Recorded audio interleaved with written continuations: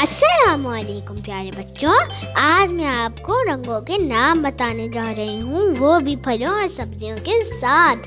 तो आइए हम शुरू करते हैं। प्यारे बच्चों, पहला रंग है हमारा लाल। लाल रंग से बनने वाली फल और सब्जियाँ ये हैं। हमारा दूसरा रंग है पीला। पीले रंग से कौन कौन से फल और सब्जियाँ बनती हैं?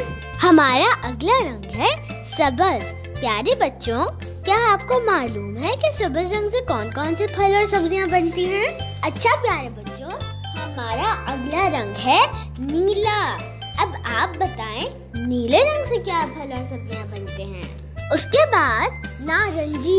नारंगी रंग से बनने वाली फल और सब्जियां। फिर हमारा रंग है गुलाबी।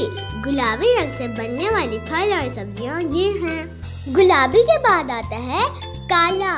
काले रंग से क्या क्या फल और सब्जियां बनती हैं? बच्चों, हमारा आखिरी रंग है सफेद। सफेद रंग से बनने वाली फल और सब्जियां।